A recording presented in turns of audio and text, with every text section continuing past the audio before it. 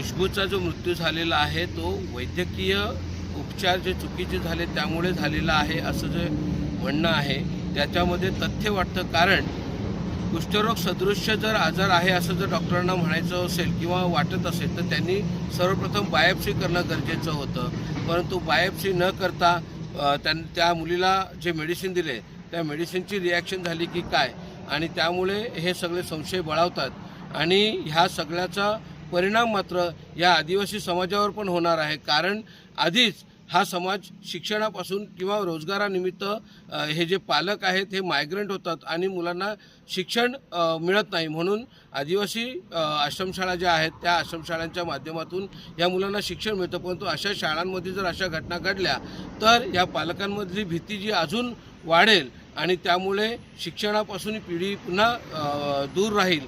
त्यामुळे ह्या ज्या अक्षम्य चुक्या आहेत या चुक्यांच्या बाबतीत चौकशी होणं गरजेचं आहे आणि जोपर्यंत चौकशी होऊन ह्या जे काही संबंधित दोषी मंडळी आहेत त्यांच्यावर कडक शासन होणं गरजेचं आहे।